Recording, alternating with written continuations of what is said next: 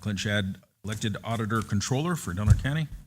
And we will be going over his budget 122. If you could please briefly explain what it is the auditor controller office does and your staffing. Yeah, so I'll give a brief overview of my position, and just want to point out I have a couple different budget units today to talk about. One being my particular budget, then there's a 100 unit, which are miscellaneous revenue and expenses for general fund, 611, which is education and culture, 171, which is promotions, and then I think I might have 911 contingency. There's several that I work within and help assist set the budgets for. But we'll start with my quick intro, and then we'll get right into whatever the board wants to get into. So me personally, I'm a 21-year employee of Delaware County.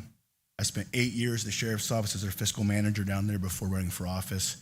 I'm currently in my 4th term as the elected auditor controller for Delaware County. I have a great staff. One of the big indicators of my office is we have audits constantly. We have our annual audit year in and year out. Something that I'm pretty proud of is in the last 10 years, we've only had one audit finding. Keep in mind, the point of the auditor is to find stuff. They're really looking to find ways to improve what you're doing or make corrections. We have one audit finding, I believe, in the last 10 years, and as luck would have it, it was for one of our departments who billed for a grant reimbursement, I believe, on a Monday. It was due on the Friday. We still got the money, and that was corrected in the next year. So those are some of the things that I work through. By default, without a CFO of the county being named, I'm the county chief financial officer. I'm also chief financial officer for all of our fire districts, for our CSAs, for another 4 to 6 CSDs. I'm the CFO for all 3 JPAs we work with regularly, which is Solid Waste, First 5, Border Coast. I also house and monitor the Delaware Unified School District money. I also work with LTICO and RCTA. So there's a whole lot going on in my office besides county proper. So as we go through the project here, we talk about things. I want you to keep that in mind, that it's kind of like, it expands beyond just what you consider the county, the DA's office, county council. So there's a whole bunch more going on there. Comes with the job. But that's me in a nutshell and what my office does. And when I say overseas, it's everything from payroll to paying claims to budgeting, journal entries, transfers. So, and I have some of those questions in more detail as we go through. So that is a quick overview. And do you want to get into my budget, my personal auditor controller budget first, or do you want to go into one of the other ones? Okay, 122. I have some questions from Supervisor Starkey as well as Supervisor Short, but whoever wants to start, I am ready. I just Go ahead. It seems like every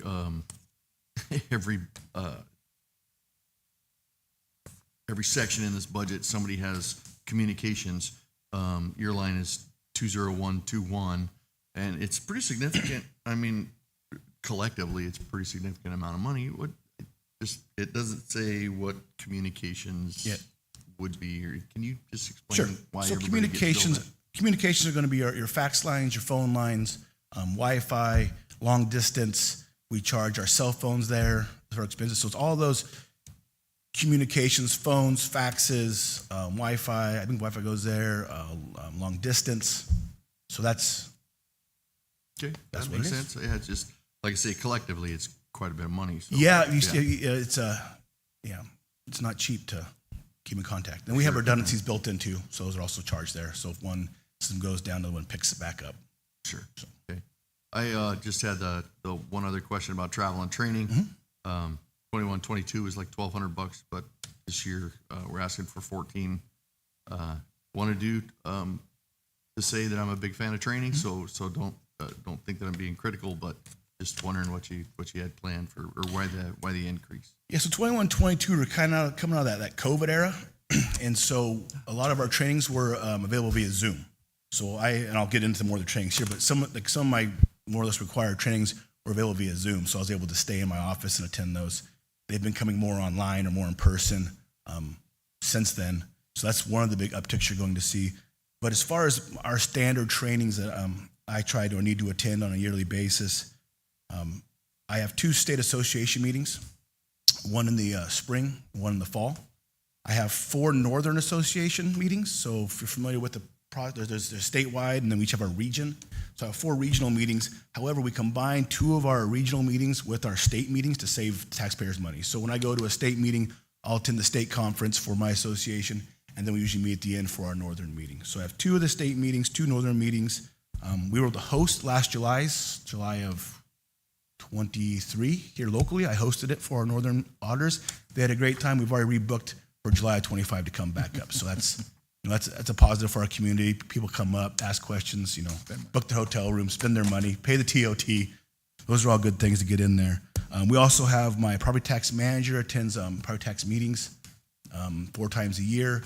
We do put in for scholarship on those, and depending on the year, how much we get, waived from the cost or reimbursed. So my number, I can't really bet on scholarships. So that number does reflect having to pay for those trainings in full. And then as my staff, like all of us are trying to get staff up and positions added and filled. And I do expect, and my desire is to send my payroll manager to some official payroll manager trainings, as well as my assistant auditor controller as the audit manager. But those are wants, and we have to make sure we take care of Del County first before we start going off on those kinds of trainings. And then this year I was pretty excited about it. It has not rolled out yet. They're offering a PERS forum training, and with all the things with PERS on the fund and liabilities, it's a good one to attend. That one is kind of hitting us in a tough spot right now, but I haven't been able to either confirm if I can make it or not. And that really comes back down to part of my other topic here we'll discuss is the ERP system and what that's entailing from all of our county employees. Yeah, thank you. Apologize for comparing it to 21, 22. Don't know why COVID. I just figured it was a test. Brain. Appreciate it. Any other questions? This is going to be specific to your department, but I also am hoping that you can explain overall.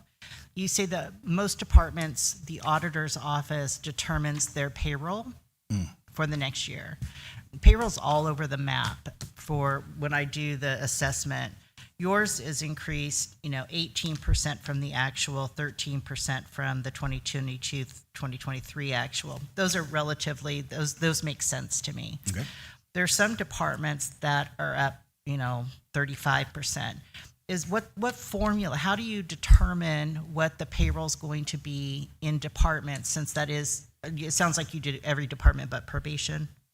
So I can clarify. So what I do, I do not calculate payroll for Health Human Services, the Sheriff's Office, probation. I assist with solid waste and First Five, but I don't do theirs for them. I provide them the percentages of PERS and unfunded liabilities and health insurance and all those things, and they calculate their own. I do most of the general fund, and how the process is, I take every position allocated on the staffing chart. I go through, I fully fund it. The department will provide me with anticipated promotions or wage increases, like not wage adjustments, but promotions and step increases. I factor those into every single person that I do it for. I send it to the department head, they review for accuracy, and then we go from there. And there's always something to be corrected. Sure. You'll see big swings because sometimes during meetings, a department head may decide to unfund or freeze a position for a year. They may decide, like Jackie did with hers, hey, we got to bring this down because I don't see an assistant coming in. So those are the things that go into it. That one year you might see a little bit lower number, and the next year maybe they filled 3 positions. They think they can fill 2 more, and they want to keep those active. So a lot of those increases are going to be, I calculate the whole thing, but they can also be done by the department head making, management decisions on what they think is realistic or not. Okay. And so when you mentioned the Sheriff's Department and probation, they calculate out their own overtime requests too. Yes. Do you do that for the general fund departments? So we send out a form every year that talks about salary increase, step range increases, promotions. And in that form, there's a section for them to request part-time, temporary, and overtime. So whatever they give me, it goes right into that. And then if we discuss it during meetings, if need be. Okay. All right. Thank you. So you kind of talked about, you have, what did you say, 7 people in your staff? 9? I have 9. Well, 9. I have 9 positions. Okay. Mm-hmm. And so of all those service areas that you kind of touched upon, one is general accounting, I'm assuming. Mm-hmm. Is that what you guys call it? Yeah, we can call it that. Yeah. Okay.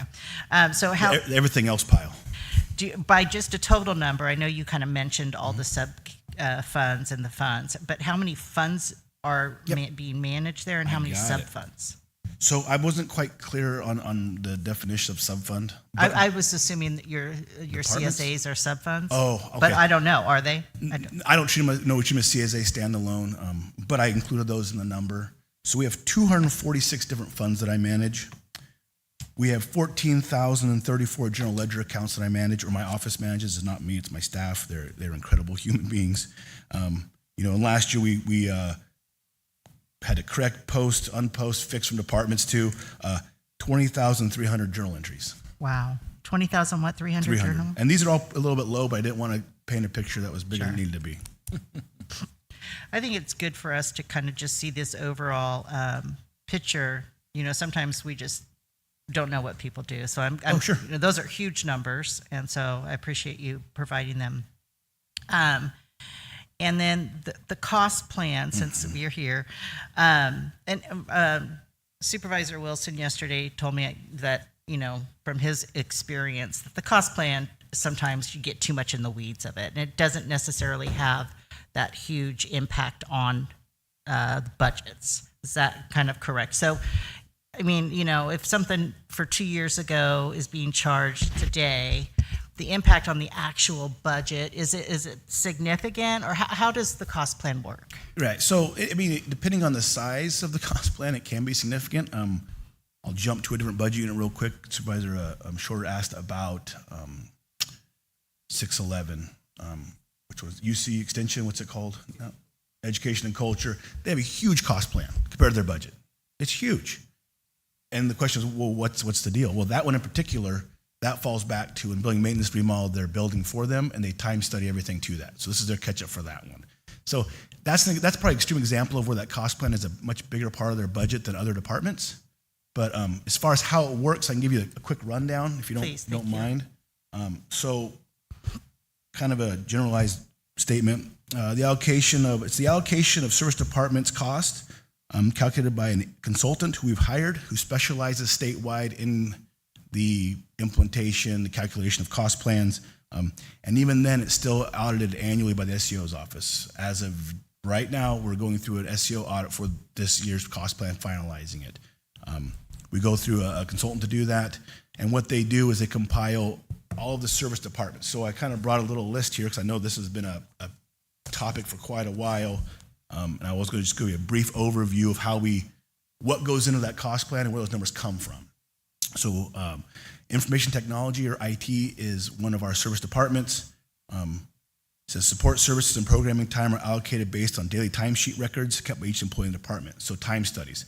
They time study, and then any IT personnel perform these duties unless specific to department, such as printing jobs, lump the time involved for these tasks under the title generic, and that time is allocated based on the number of computers per department. So IT has two allocation methodologies: time study. Anything outside your time study, it's based on your computers. How many computers takes your time?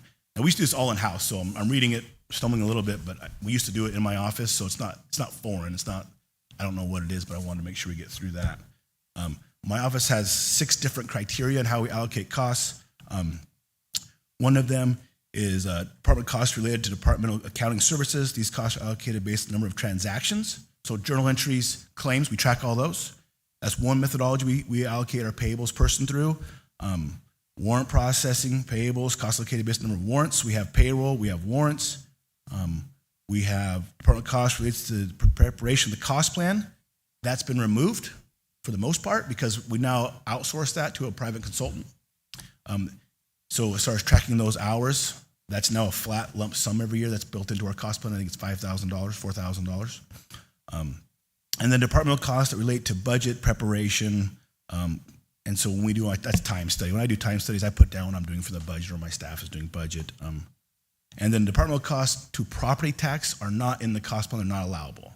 And we talked about that yesterday with the treasurer and the assessor. We have an admin billing for those we do separately. Treasurer tax collector, for the cost plan purposes, the only allowable cost is warrant reconciliation, and this cost is allocated based on employee time studies. So only part of the treasury is in the cost plan, and that's done by time study. Parks is now under building maintenance. So we've combined those two. I think it was 2 years ago we took parks and building maintenance together.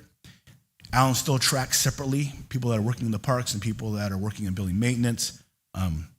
For the parks, in the cost plan calculation, we have counting costs allocated to county buildings per time records, and departments are charged based on square footage. So there's a time study and a square footage allocation for the parks, because the parks also does our trash pickup and other things within the building, building maintenance.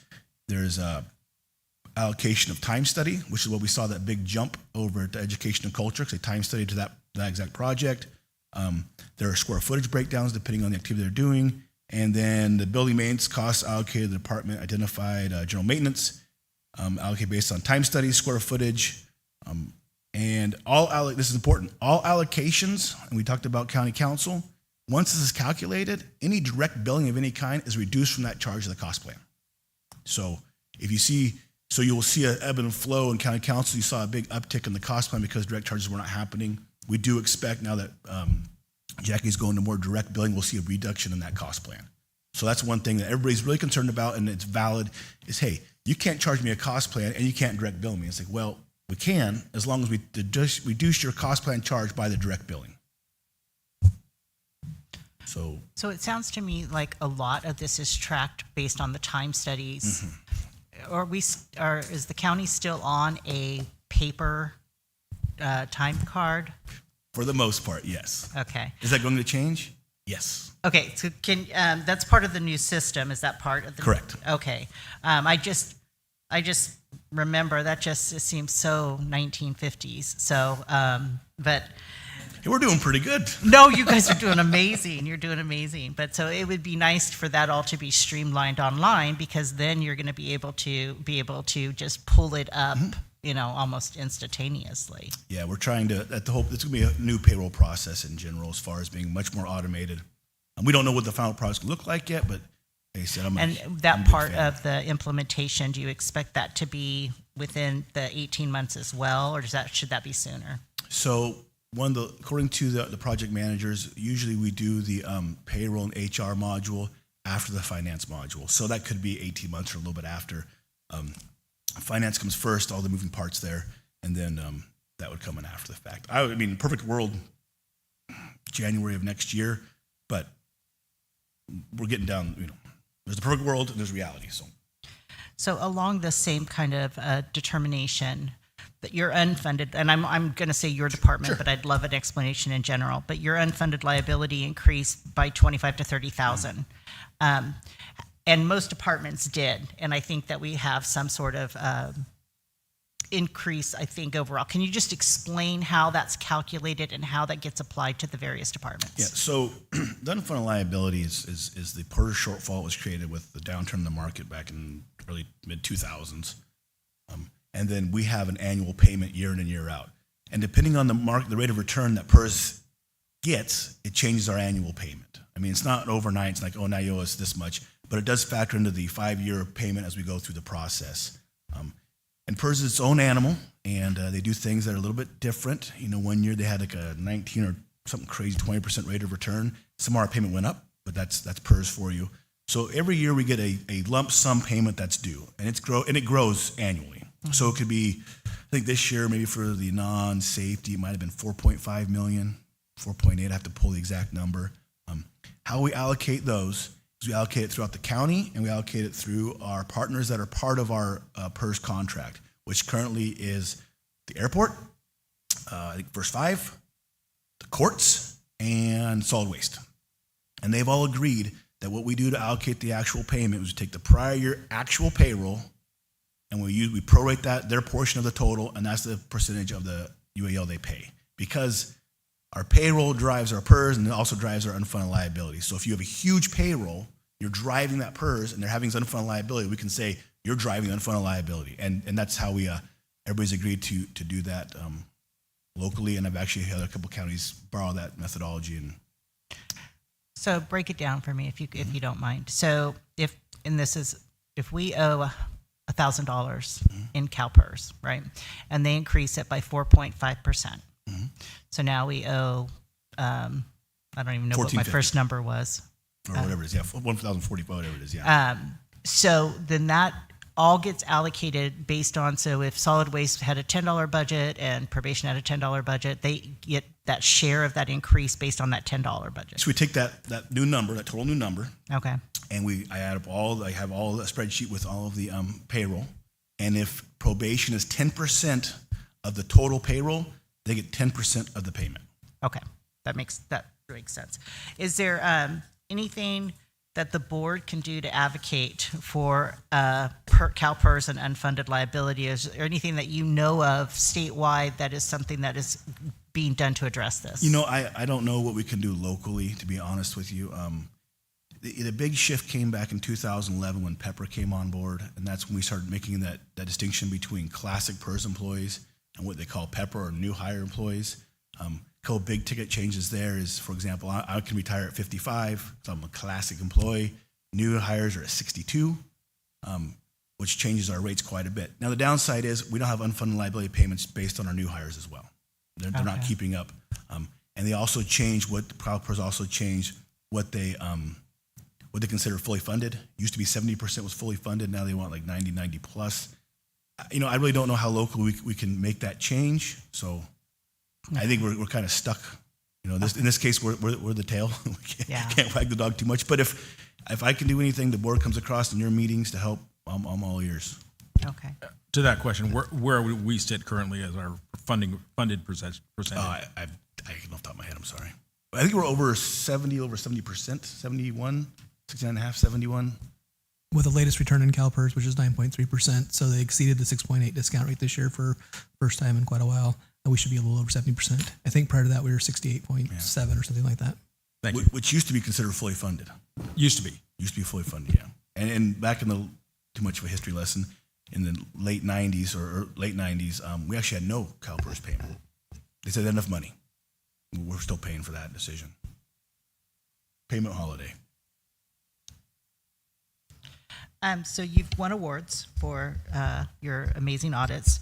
How many audits a year is the whole county as a whole subjected to? Is it just the one? So I made a quick note of some of the audits as one of the questions. I didn't want to, like I said, I can talk quite a bit. So we have an annual general independent audit once a year, which is the one I bring to you guys, usually in June. We also have our A133 federal audit at the same time, because we receive more than $750,000 in federal awards. That also comes to you usually at the same time, so you can see both those audits. We have a cost plan audit annually, which I'm going through at this moment. We have property tax audits. They're on a cycle. Right now, we've been off, so we're coming back around. They'll be coming in and going through our property taxes.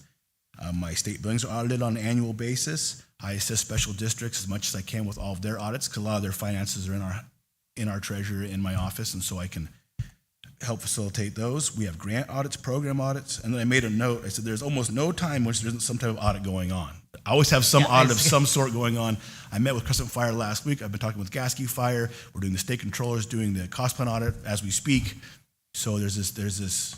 It's a good thing, but there's this constant, over your shoulder, making sure things are going right. And most people don't like to have audits. I kind of do, because if we do have an issue, something going on, I want to know now. I don't want to know 3 years from now we have to go back and fix something. I want to know right now if there's some kind of weird misapplication. Let's get it fixed. Yeah, I appreciate that. Mm-hmm.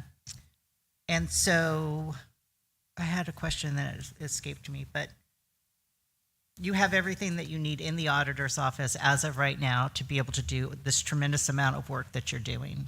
So I've been working, I'm putting a plan together. The board approved, I guess you call it phase one. I did some restructuring.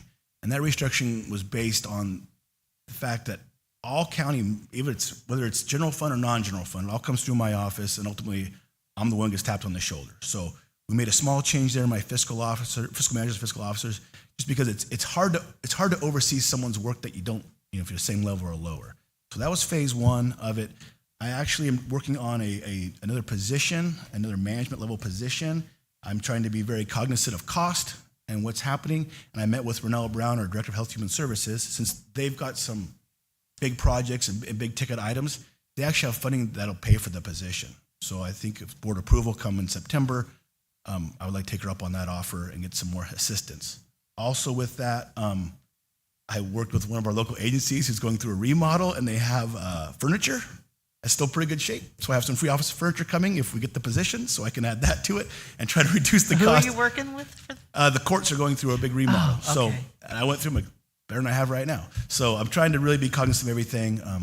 And then I plan at the September meeting, I know you, Supervisor Starkey, asked for a staffing chart. We'll have an updated staffing chart, and actually working through a process right now of identifying kind of every job task, every position. So you can see, what's actually being done and how we're allocating these tasks and don't have, this people. Yeah, no, I mixed in. appreciated the staffing chart. You guys could have all just drawn it on a napkin. I didn't need fancy, but yours was very fancy, and I do appreciate So that's, that. you thank Mr. Sherrick Cron for that. Okay, He all jumped right. on that one quick for me. I was actually out of town. Props to Sherrick. Yeah. Yeah.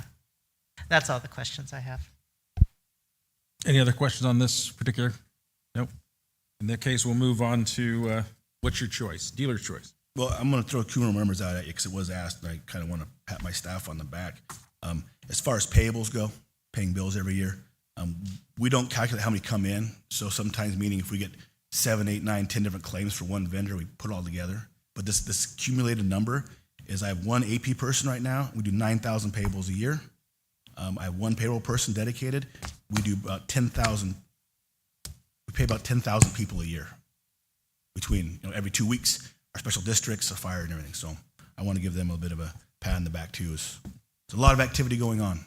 And that's the same person that is entering in the time studies, so that A lot of it, yeah. Yeah, We okay. go through the recaps every 2 weeks. We make sure that's all right. The system does default at 80 hours pay, so it's nice we only go in there and make adjustments off of that. But yeah, for every employee that has anything different than regular 80 hours, there's an adjustment being made. Yeah, we're very appreciative of your staff. Thank you for shouting out. And how many of these special districts pay for your services? We charge the library. So we charge the library, Border Coast, First Five, Solid Waste. First Five doesn't pay the full share. They have a discounted contracted rate. And then the fire districts do not pay. We do calculate their costs in the cost plan because I can't charge, say, Health Human Services, a fee that or a cost that would be associated with the fire districts. So we do know what it costs, but we're not allowed to charge that. So Appreciate it. not many. One more, and I just would like for you to say this out loud, it's because the public's listening. You made a comparison in your office about the amount of money you're responsible for when you were first elected versus now. Can you? I did a comparison. I did a 20-year snapshot, which I kind of guess when I came into the county and then now. It wasn't when I got into office. And I brought it with me because that might come up. So not counting our special districts and our JPAs, this last year I believe we had $211 million county budget. And then we had, 20 years ago, it was $54,700,000. Yeah. Total. So, and to give you an idea of how our special districts and JPAs have grown, I pulled solid waste because they were pretty easy to get to. And I'm not bad-mouthing solid waste. But in 0304, they had a $1.2 million budget, and they just did a $4.5 million budget last year. Everything's growing.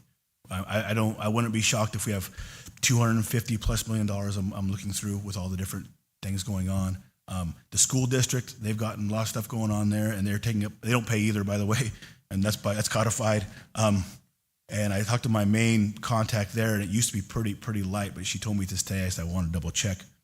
She says some days it's my entire day as school district, but some days it's nothing.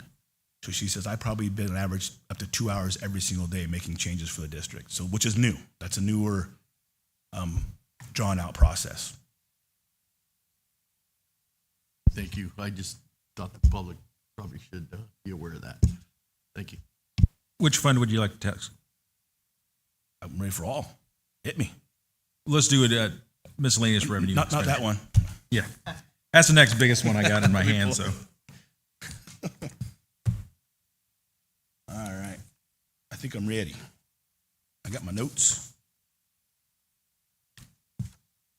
Okay.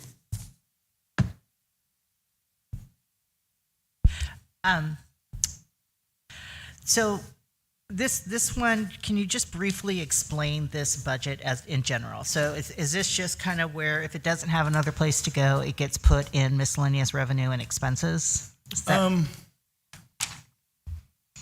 I mean, to some degree, yeah. So, excuse me.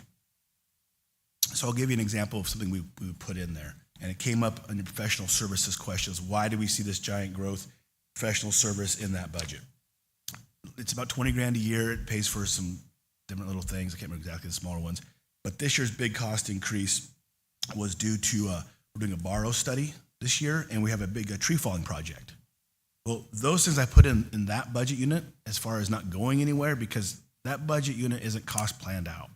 So we really can't be charging Health and Human Services for a tree falling project that, or a borrow study. So that's one thing we would put in there. And then just, some different items that aren't part of the cost plan.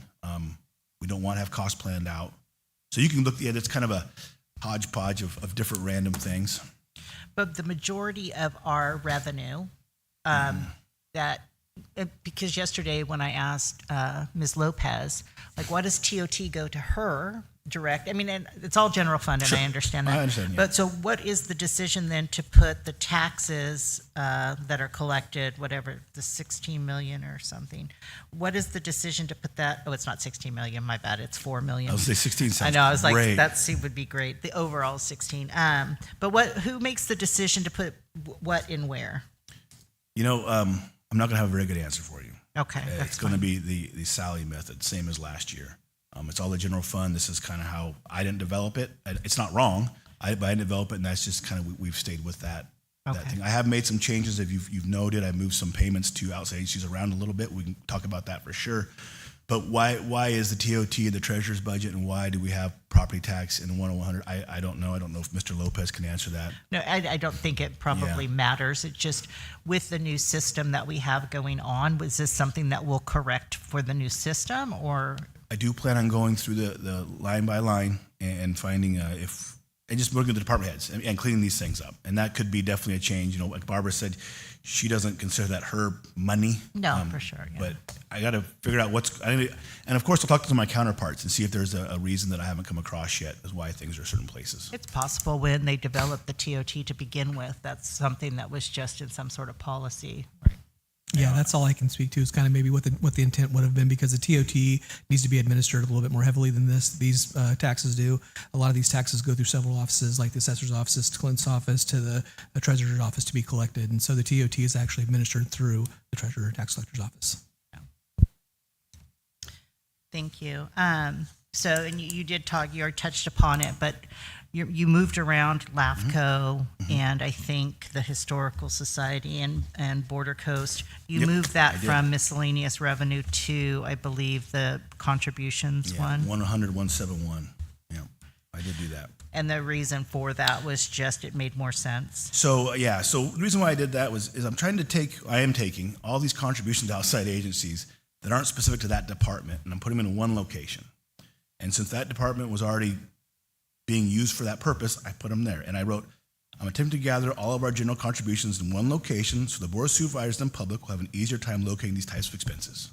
Well, that's the plan there. You'll see on 611, it still has farm advisor in that one, but they work closely with the farm advisory. So that stays with that budget unit. The Border Coast historical thing, that's more of a contribution. We don't have departments tied to them directly, so that's why that's going to be moved or was moved to that other budget unit. Okay. Yeah, I was just curious is all. The line 30524, the average for the actual 2 years 2 years prior was 95,000. And we've increased it to 150K. Can you explain the reason for the increase? Yes. So I believe budget year to year is 150. You are correct that the actual is much lower. I wrote it down here. I can tell you what it is. So it has to do with the courthouse joint Okay. occupancy agreement. I believe that's 30524. Yes. We have to pay a certain amount to be in the building. So we have an MOE payment, which is like more or less, we have to pay a certain amount to the state for the courthouse, whether we are in the building or not. So that's one line item, maintenance of effort. Then our JOA, our joint occupancy agreement, is the one you're referring to, that we get charged for prior year calculations of insurance, any kind of cost sharing of utilities because it's split 60-40. So for example, if the DA's office pays their power bill, but that whole lobby in the middle, that gets shared. So then that would be brought into those, we get paid for that. And then we also have a cost sharing of any work done to the building, which is, I know is unique because usually when you're a renter, you don't pay for the new roof, but we have to. So there are certain criteria where they have to have prior approval for projects, which the CIO can sign off on. They also have in the contract classifications called E1 emergencies, and those we get no say in. It's an E1 emergency, we get a bill. So the extra $50,000 we place there is anticipatory of those coming along, so we have the money ready and available. And if we don't spend it, it goes back to that, big fund balance, and it comes back out again the next year. So that's why you're going to see 150 budgeted, but the actual cost is low. We haven't had any E1 emergencies in a while. We have had them before, but we have to have a placeholder to pay our bills. And it's not negotiable at that point. I mean, we have to pay it. So that's why it's 150 and not just the 95 or 100. But we have to maintain custodians over there for our own share of the building? Yes, we do. Okay. Yeah. It's so. And we were only cleaning our share, right? Probation and the DA, or do we have to clean the I believe so. The courts, the courts may contract with building maintenance too. Okay. But if you walk in, When the courthouse was taken over by the state, the county had to calculate what the actual cost of maintaining that building was, I think over a 10-year period, to develop a basis for a continuing payment ongoing, even though it no longer belongs to the county. That's the CFP payment you see in there. And the other one, the shared cost, is based on the joint occupancy agreement, like Glenn said, and that's based on square footage of county departments in that building. We have probation, victim witness, and the DA. And then you have those that are dedicated to the county. And then you have shared areas like your hallways and lobbies and stuff like that. And that's how those costs are allocated. And Clint also touched on this. Any capital projects that are needed at the courthouse, they will usually draft a letter for the actual cost. They will give the county an estimate of what their share of that cost will be. And then we have the right to kind of dispute that, agree with it, disagree with it. But there are several things, as you can imagine, for that building that are kind of been deferred and that are very costly at this point. So there could be some things that are pretty significant coming to the board in the near future. And they're making the decision that it needs to be done. I mean, so like if it's a new roof, obviously they've gone and they get the bids like we do have to get 3 bids, and then they give it to us to make the decision on the bid, at least? No, they actually have their own process for that. They have their own vendors that are vetted through the facilities part of the court, and so we really don't get any say in that.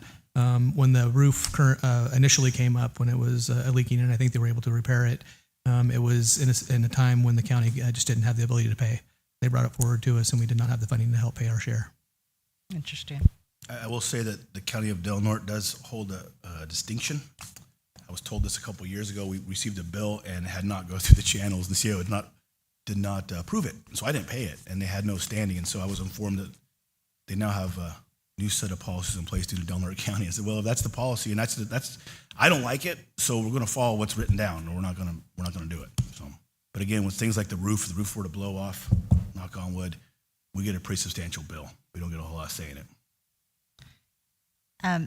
Under fixed assets, did you want to ask something, Darren? Did I interrupt you? The SB 90 discussion just rolling around in my head. Sounds like an unfunded mandate to me. But maybe that's not so. It's not really doesn't fall under that because of the contract, but we didn't get much say in it. When the states came through and split the local county courts and the state judicial council courts, they absorbed every courthouse, say, in the state. Eventually, our courthouse we got to own for a few more years because we had some debt tied to it, a COP we'd done. Once we paid off the debt, then they took the building. So they were nice enough to wait for us to pay that debt off for them, and then picked it up. But they say you have to be there, and even if you're not there, you have to pay us. So it's a lifestyle they're accustomed to. We got to make sure we keep those bills going there, and if we move out, we got to pay them a certain amount.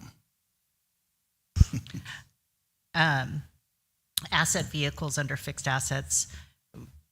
I'm just curious why this department, that just kind of a catch-all, would have asset vehicles there. Is that Sure. So we started doing that a couple of years ago. It's a fairly new process. CAO Lopez and I, we placed the money there as a available amount, and that's available to any department if they need a vehicle. But what we'll do is we place it there, and then we will do a transfer of funds from that department, 10100, to their department to purchase the vehicle. It just seemed to be more of a, we don't have a fleet or lease the vehicles. We don't have a fleet necessarily, so we don't have one person managing a fleet or buying or leasing vehicles. So we just started doing that a couple of years ago. So it's a placeholder. That way, because we don't know what's going to happen in January, February, right?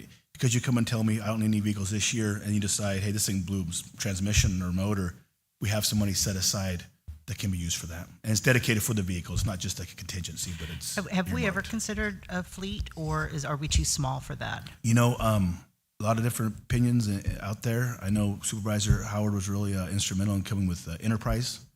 So I couldn't answer that. I don't It'd be know. I don't know what size we would need or we don't need if we meet a fleet. I don't know.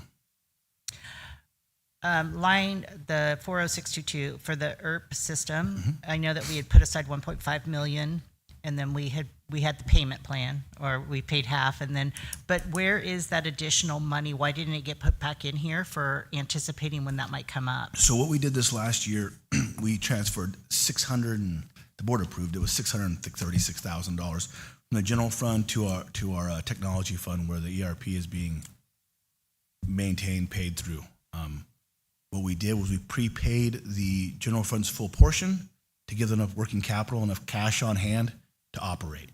So the general fund's paid up in full. The other departments are paying on the 3-year plan. It's the same amount of money. You didn't change their allocation any. Then going forward, our annual maintenance due on the ERP system will be through the technology fund's interfund costs. So it's not cost fund, but technology fund costs. We'll charge those out based on, I believe, computers as well. Okay. Back to down to revenues, 90715. I've always been very confused by this. It's the state PILT. Years ago, they basically said, we're not going to pay you your 800 or your 679,000, but we'll give you 21,000 every year. So this reflects that 21,000. My question is, we're still holding on to that. They owe us this money. Where do we house that as revenue? Right. So I made a note. So I didn't want to get too much off here, but let me pull it up for you. So I got a little statement. The $679,000 is prior year revenue recorded as accounts receivable at year end. Any known prior year revenue is not budgeted for in the current year, but is booked as an accounts receivable. If the funds received within our 90-day accrual period, we book them against the setup AR.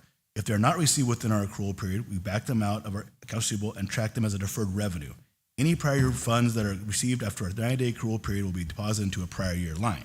Now, with all that being said, we book the $679 as a legal obligation the state owes us. They don't pay us. We back it out of the budget line. We put it in deferred revenue. We hold it there for the remaining 9 months. If they pay, it'll go into the same line item right below it. You'll see when it says prior year. That's where you'd see it when it actually hits the bank. Doesn't show up, we book it again. Okay. So that's why you don't, because I mean, it's a legal obligation. I really don't, it's up to the board. I really wouldn't want to, just waive that. And I'm still holding out a little bit of hope we get it, but we don't budget in the current year. We do show it as a legal receivable on our books. Okay. All right. Thank you. I mean, I always was confused where that actually was housed. And I just want to say that it looks as overall the revenue in this is just increasingly going up, which is wonderful. Is that, you provided some really great figures from 54 million 20 years ago to 211 million now. Do we have like a formula that you use to anticipate the increases in revenues, or is it kind of a great educated guess? So I do have a formula that I use, but I go line by line. So one way we do it is if I'm looking at next year's projected revenue for property tax and say it's April, I will look at the prior year, what percent of their total was received by April. If they had received 90%, then I use that 90% to project the next year. If it's 80%, I say, well, I do the prior year, if we're at 80% the prior year by April, in the current year we have X amount of money, I can project off of that what to expect the next year. And I do that for every single line item, except for the ones that are flat values. So one of your questions was about, I think, overall growth in revenue, 7 to 8%. I think. Well, I think I didn't ask it because I think I was wrong in my calculations. Well, I was just going to say that I don't look at it. I look at it at a much more detailed level. Right. I mean, I could run the overall, but I look at it when we said new budgets. every single line, line by line. Is that going to grow? Is that going to stay the same? And then we could always do an overall calculation, but I don't necessarily look at an overall calculation. That just kind of works itself out after I go through all the detail. And that's why you get paid the big bucks to look at all the detail. That's all. Rolling the in it. Yeah, exactly. Hey, I'm not complaining. That's all the questions I have for that. Any other questions for that budget line? Let's look at advertising and promotion. Budget Department 171. Any questions regarding advertising and promotion budget? I'm all dressed up. I mean, I just want to point out that we do have that 70,000 set aside for economic development, and we do plan to keep that in the budget for this next year. As far as I'm aware, yes. Okay. Because I think that, whatever comes of that economic development position or however it's developed, I want to have, would that be able to put toward that if it was an employee type thing? Sure. Whatever Okay. that money is general fund dollars that's set aside at the board. I mean, the board's discretion. The board wants to put 70 in there. If they want to do a different number, they want to move it, we can make that happen. I appreciate Supervisor Starkey bringing this up. That number was obviously a contribution to a larger pool that would come in to attract individual per se, if that was the recommendation from the committee here in the future.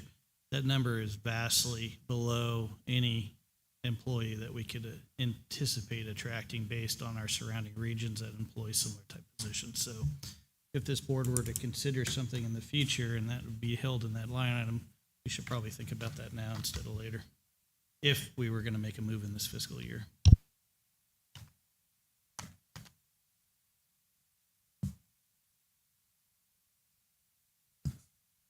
Any other questions for this line item, for this budget? Let's go to the 911 contingency. Any questions regarding the contingency budget? I think I just generally want to know, I feel like contingency might have backfired on us a little bit last year. So what types of things can we anticipate to not have something like that happen again? Like, should we have a contingency fund? One of the questions I'm going to ask Mr. Lopez is about reserves, right? Should we be developing a reserve fund? Could contingency be somewhat like a reserve fund where it's restricted a bit? So you're gonna have we do have, I think it's in that budget unit, or will be. It's $100,000 a year we put in there, and that does go to reserve if it's available. The contingency fund, from my understanding, is this last year it sounds like with the fires and things we had a bit of a pushback because we had some contingency money sitting there. That all got worked out. One of the questions, the 100 budget unit, was the $492,000 or $472,000 CDA money. That's actually fire reimbursement. So we did get that. Well, I didn't. It was C.A. Lopez and the OES office worked through that process. Probably all of administration to some degree. So with that's just, so that contingency is usually when things come out and we balance the budget, if we have any kind of available funds. And some years it's going to be more than others depending on, staffing rates, different factors, all kinds of things that come up. Staffing rates or benefit rates, or maybe we have a big project plan and it gets squashed. So we put the money there so it's available, show the public it's available, right? Because the public needs to know exactly where their money's at. But it's also contingent so the board can move that money around with enough votes. We can house money in different places as long as it's open to the public. But it's kind of like, depending on the strategic plan, depending on the direction of the board, we can put the money in the contingency plan. We could maybe put it in a different budget unit. If we go down the road of formally reserving those funds, that locks it up, and it would take a 4/5 vote to get it out. So that could always be done, but you do have a little more of a, when it's officially reserved, there's a bigger safeguard in place, which is not wrong, just so the board knows. Now it takes 4 of you to unlock those, and if 3 of you want it and 2 of you don't, it's just kind of cuts things down. But shouldn't we have do we have any reserve currently? Does Del Norte County have a reserve budget? So we have a very small one currently. We have $300,000 in the general fund. Some of our non-general fund departments, I think 533, one of our big health human services, they have quite a large reserve. So there are some monies out there. But again, so we could talk about the road fund. They have a chunk of pretty good fund balance that could be reserved, potentially reserved, but it'd have to be reserved for the projects. It'd have to be reserved in the roads department. Yes, and that'd Okay. be for projects. So it's, yeah. So we do have a small reserve right now.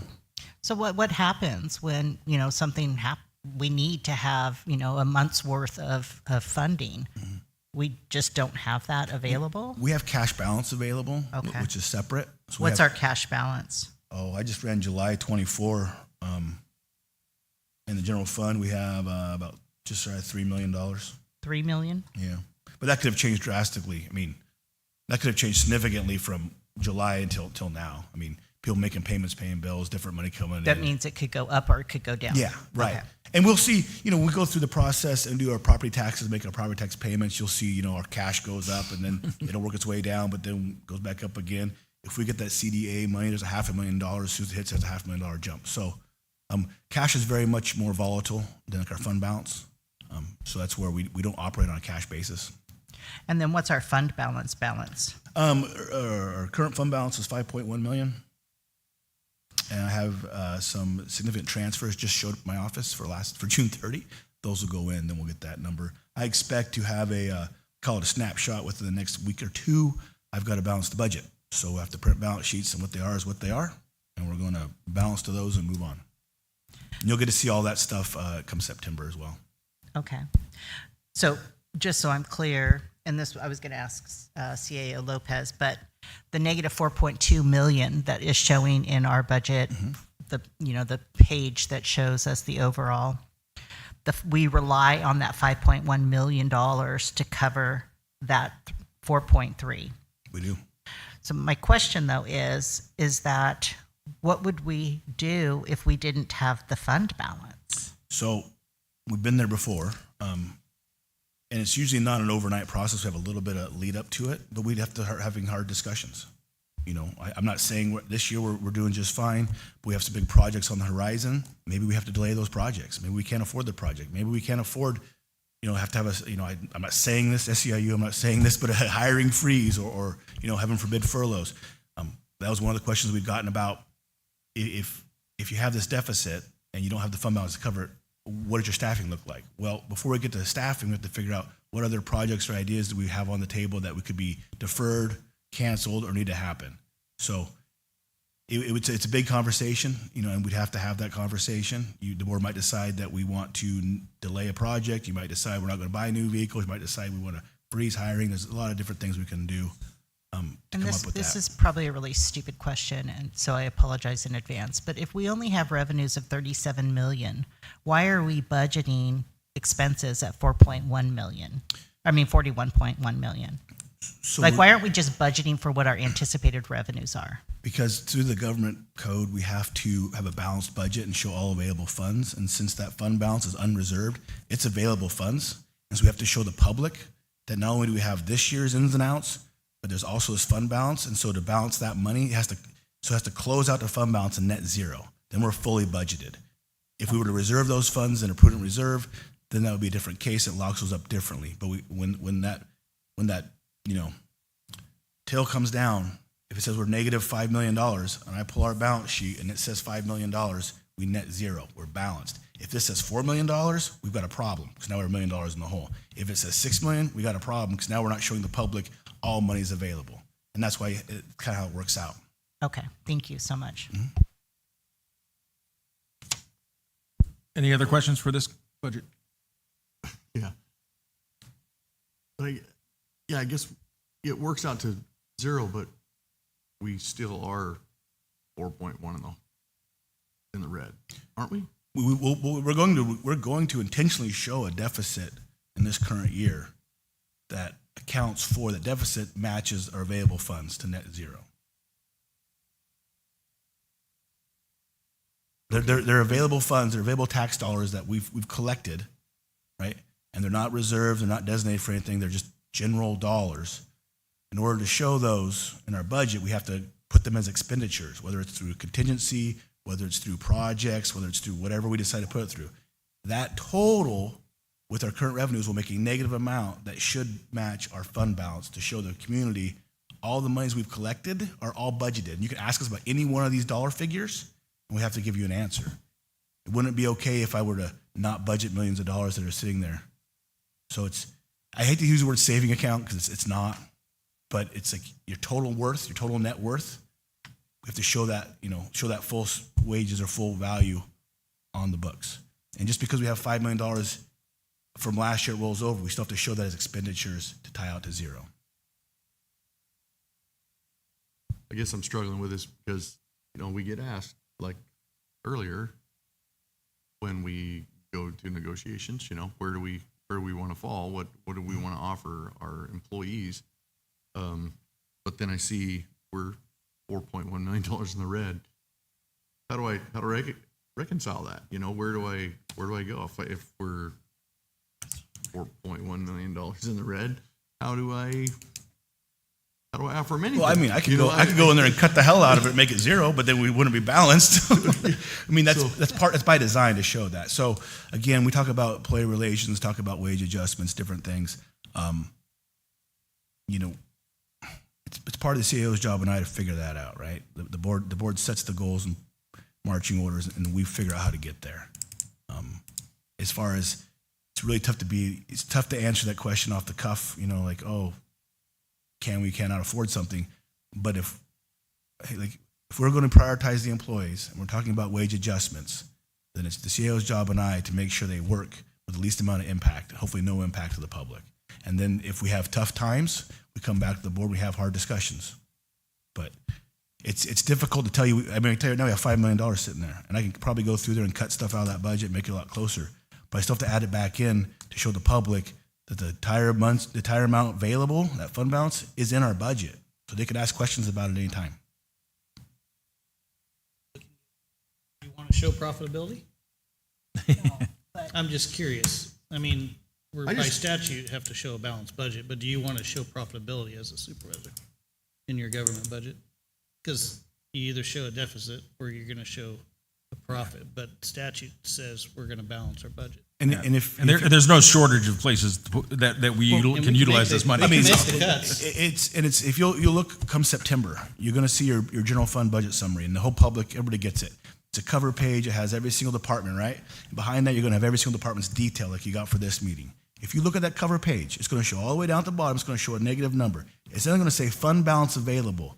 It's going to show that number, and it's going to show you a net zero. And that's where we have to show the public where their money's at. Given that, I do, but if, let's say, we've got the 5.1, but we're negative 4.3, could the board then say, okay, we have this additional money, can we then make decisions based on how to allocate that out? Yeah, so right now, I'd say you have 800,000. So 800,000. I mean, just off those random Yeah, numbers, sure. right? Random number. If So the budget 800,000. So you could say to the board, what are your priorities with this 800,000? Sure. And that number's still moving, so just. No. I realize that. So I moved if- $10. So If your budget before you says it's 4.1 in the hole, and today's balance sheet says it's 5.1, we have $1 million, we have to budget. We have to put it somewhere. We have to show the public what's available. And the board absolutely has discretion over pretty much everything. right. Well, that's what I was hoping then, if we would have a figure, right? So I want one too. I know. So 200,000. This is all we have left for $200,000, and that's where I think you would get the interest from the public to come in and say, we really, really, really want a new irrigation center at Pikesfield, right? And so that we prioritize something like that this year. Yeah, and I think usually as part of the budget packet, there's priorities the board set, but yeah, the board sets the priorities, and then we work within those priorities to make them happen. And having public comment, that's why we're here today, right? And I'm fully on board with transparency. I think. No, and you have been. But my question, I guess, is that if we don't know how much we're working with, right, how can we set the priorities? Yeah. Thank you. Yeah. So the problem, yeah, I mean, it's tough to get you a number early because of all the things. Right. I haven't looked at the number, but there may be a $500,000 to $1 million transfer sitting on my desk from one department that's been running behind. well, and So we may see cuts coming from the state. We could see other changes there. But so when could we have that discussion though? Would that be at the very first meeting in September when we have that 14-day period open? Could we say, hey, we've got this much left over. The board needs to give us direction on where you want that allocated? So what you'll see in September, more than likely, we're going to see is your budget. It's going to have a balanced budget. There'll be money in contingency. That's usually our placeholder for those funds. So you can take a look at them there. I think a good practice, it's happened before, I thought it was still going on, is in June, the CEO comes forward with the initial budget, and it's got priorities. And that's really where we'd like to get some of those direction to give us some time to work towards those. But yeah, when we come through in September, if we're still talking about putting any of these available funds in a contingency, then we'll put in contingency and the board can take a look at it at first meeting in September. Would these discussions be more beneficial in April or May? It just depends on what the board wants to do. And like I said, the board can give direction any time. Okay. And we've set through our strategic plan, we've set our priorities. We've already established what our priorities are going forward in the year back when we set this. I know, but I mean, so if our priorities is for recreation, are we going to say that we can, put a new irrigation system? I'm just making up a project. So that's what I'm saying is that, there's a strategic plan if it doesn't have specific. Yes, it does.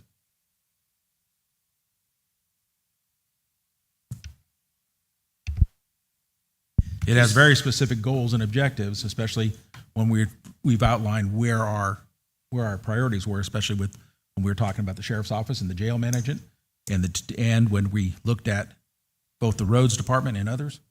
So we have established already through the strategic plan and the discussions that we would have as to where we would,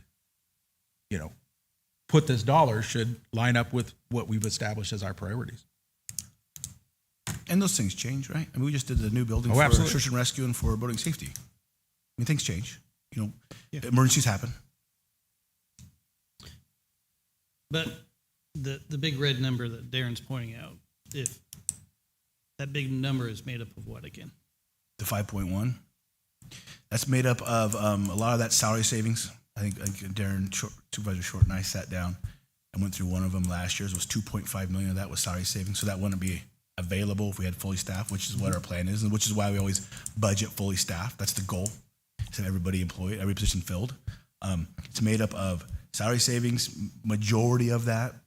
And then sometimes we do have unanticipated revenue that comes in that we didn't know is going to be there. Or, hey, maybe I thought we were going to get $4.3 million in tax, and instead it's 4.4. Well, there's 100,000 that we weren't counting on. That could be available in that as well. Not to say that we would do this, but if the board were to sit up here during these discussions and be very uncomfortable with that number, we could basically just freeze the filling of all those positions in a given fiscal year. And I don't know to some degree, I don't know if that takes employee or not. negotiations. Yeah, I'm or not sure. Right. Yeah. But I mean, that's the way we could adjust Yeah. or play with that number significantly. Yeah, so if we start, like I said, we start getting into tougher times, which I think we can anticipate, right? There's always ebbs and flows. We should. And that's when we start looking at individual things and what's the board want to keep active or not active. Do you keep the project moving forward? Do you keep a water system moving forward? Do you keep, yeah. So and that should be, the CAO and I would bring those forward and give them to you, like, here's what's going on. Here's where the money's being spent. Here are things that maybe you could, defer or freeze, and then we go from there. And we just kind of started this discussion talking about reserves. So maybe we should have a discussion about having, reserves rather than contingency. That could be a discussion for today or a later time, but They're different. Keep in mind, they're very different, right? Reserves are like officially locked up. Okay. yes, I understand. But still, getting back to what Supervisor Howard was just saying, we have an amount of revenue, and we have budgeted $4.1 million more than that amount of revenue. I get that we do have reserves, so I'm still having trouble with having going in the red for $4.1 million, I guess. And that's, trying to make a decision as a board to what our priorities are and what we should spend money on is kind of troubling when our revenue doesn't come anywhere close to what our bills is. So I guess I'm having some heartache over that, I guess. Well, like I said, the negative number you're referring to is built in by design. So I intentionally, bring the budget forward and have to show expenditures exceeding revenue to match the fund balance so that every dollar is budgeted for, the public can see it. If we were at a time right now where the board said, or we're out of money, we have a zero, then we have to crack it back open and start looking at different cuts to make. Things like $120,000 for vehicles, that'd probably be one of the first things off the list. Any kind of major project, probably off the list. So again, I can always meet one-on-one, and go over it too. I know we're limited on time today, and try to work through the process as well. So I'm assuming, every county, if you have money, you got to show it. So can't not show it. You mentioned just briefly the DHHS has reserves. Do they have policy in place? They do. There's a policy in place for, it's been several years ago. Is this where it's the department allotment? Is that their reserves? No, so department allotment is a line we use. So let's take the road fund. That's pretty easy. We're all familiar with the road fund. It's pretty straightforward. They've had short staffing. They've had project money coming in, haven't spent. So they'll have a fund balance that's pretty large right now. They'll go ahead and budget for all their anticipated projects and staffing for the year, and then I take whatever's left in that fund balance, and I put it in department allotment. So it's available funds for projects. They just don't have any project earmarked for it yet. If something were to go over, or they had more staffing, or something were to happen, they could probably use those funds. So if you look at the road fund, you're going to see a negative multi-million-dollar number as well. But you pull their balance sheet, it's going to tie out to their balance sheet. And so the department allotment is not reserve funds. It's more unreserved funds that are available, but that department head at this point hasn't budgeted in say, a road fund project, or maybe that is what they would call their contingency. They don't have an official contingency, but if there was a bridge that were to have issues of hurdy-gurdy, they could tap those monies right away because they're in their budget and available. And I appreciate the way that's structured, because right now we're short-staffed, and in the past, when we're fully staffed, those monies were available for our staff to implement those projects. But if there were an emergency, because we're short-staffed, they could take that allocation and they could use it to contract that work out. But traditionally, we've shied away from doing those contracts and try to focus in-house, and that's how that fund balance has continued to grow. And that's fine, that's a strategy, but it's not necessarily the work. The work is not getting done. It's not being shown, and people see that. And so we, as policymakers, need to decide how best to roll those out in the future, in my opinion. I agree. Yeah, and as far as department allotment goes, and I'll pick on the road yard because they're pretty squared away. They don't. They shouldn't be putting an extra $100,000, $1 million in a project that they know it's not going to cost. That would be misleading. So they don't put it there. They put it in that department allotment so the public and the board knows these are available funds they have for emergencies or projects. So you don't want to over budget a line item because you don't want to mislead anybody. It's like you wouldn't increase or reduce your revenue inappropriately. What you put forward should be your best, most accurate projection of what's going to happen. I mean, getting back to where I was going with my sarcastic comments back to Supervisor Short, and I mean, we can make some very tough decisions if we wanted to in getting rid of that red number, right? We could eliminate positions, which makes up the majority of that giant red number. That would have to be a process that we take on. But again, if we look at our strategic plan and what we're all about, we're a government and we're a service agency, and we're here to provide a service to the people. We have to show, and our department heads give us through policy annually, what they believe they need in order to provide good service to this community. I mean, we could question that and we could push back, and someday we might have to, like we did back in 9 and 10. But at this point in time, I don't see any other choice other than to budget the way we have been. That's just my opinion. We have exceeded our time frame, but I do want to open it up for public comment.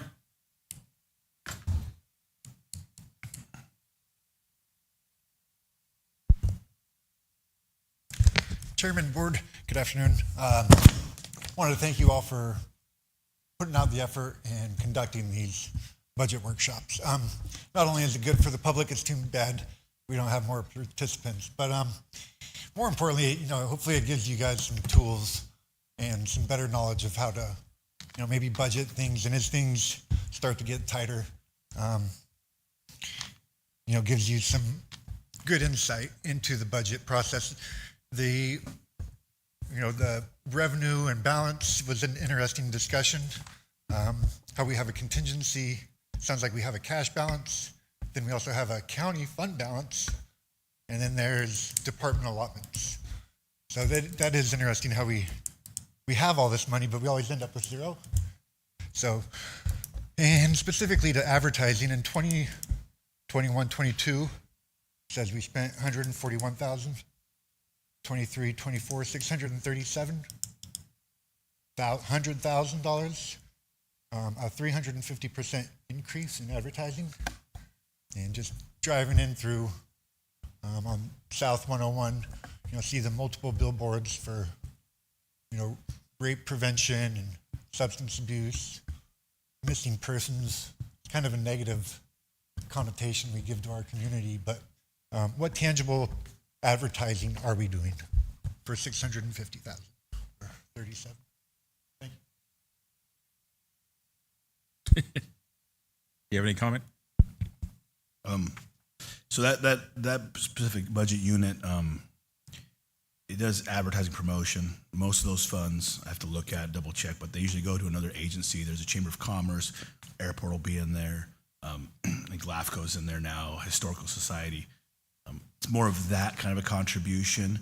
But within our departments too, like TUP, for example, TUP has their own advertising money that they go out and do other functions. So we have to look at specifically if we want to increase advertising, what are we increasing and what money we could use for that. But as far as billboards, I don't know who Yeah, put is that those up. typical for counties to put up billboards? Are they ours? No. No, these Oh, are okay. definitely through some sort of media thing, but I was just curious if would be an allowable use of taxpayer dollars. I think depending on the reasoning, I think we could. I mean, if we were on to put up a big sign, right? We could put a big sign for rec sign up so we could, and then billboards. Yeah, I mean, if our clerk recorder wanted to, put a movement to get more people to come out and vote, I don't see why we couldn't. Just depends on what it's for and what we're doing with it. I just want to say thank you. This has been really helpful, and I appreciate you. I mean, you were answering those things just on the fly, and so I really appreciate your work and your time today. Any other public comment, please? Be nice to me, PJ. PJ, first of all, I dealt with 9 Navy bases and had to manage a lot of budgets. I could not imagine dealing with what he has to deal with.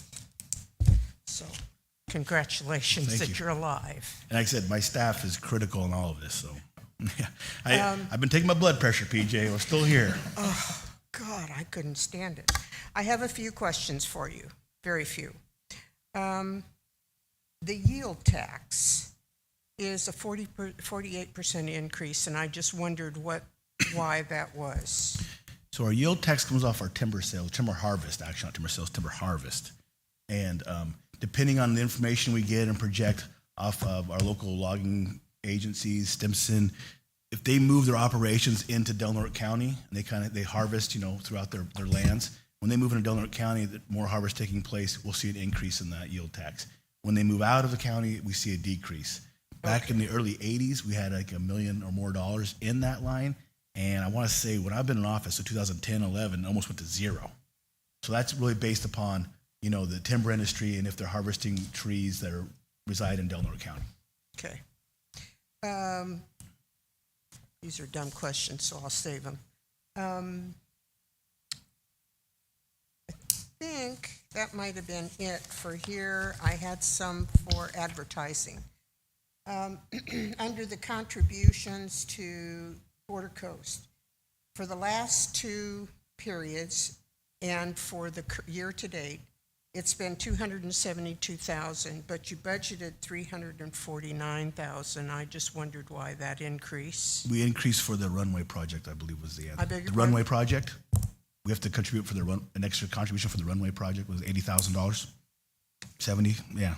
So that's why that increase is there. That should be, if that happens, you know, we're hoping to see that increase being a one time or 1 year, because it should be taken care of by next year. And basically the same question for LAFCO. It was 40K for 22, 23, and 38 for year-to-date, and you budgeted 47. So we get that number from LAFCO. LAFCO goes through their own expenses, revenues, and then the whatever's needed, they split it 50-50 between the city and the county. Okay. That's it for me. I am going to want to meet to you about fund balances and designated fund balances. Yep. Thank you. No problem. And just backing off that public comment, I'm glad somebody asked about yield tax, because as a resource-based community, those numbers used to be substantially larger here. And having it dwindle down to what it was in 10, as you mentioned, it's coming back up, but it'll never be what it was. Those are the kind of impacts I like seeing on paper, because those are the kind of impacts you want to be able to take to the feds to say, hey, you're going to have these rural economies that were natural resource based, whether it was fishing, whether it was timber. These are the impacts you have with policy-based decisions. Absolutely. And this is a true impact, because those did hit our bottom line, and those kind of revenues could cover these services that we try to provide here as a county. So Right. just And that's, you know, that's a great indicator. Our PILT money and lack thereof is a great indicator of what they owe. Exactly. We got our payment in lieu of taxes, which the federal government pays us a couple dollars per acre they own. I would love to pay those property taxes. So there's a lot of things going on in our community that, you know, if you don't know to ask or you don't see it, then you don't know. aviation fuel tax. Yeah. It's a federal pass-through. It never hits us. It stops at the state, never gets to the county. And yet we've been fighting for it as long as I could remember. They always get their cut. Yeah, well, they need to pass it through, and the feds need to hold them accountable.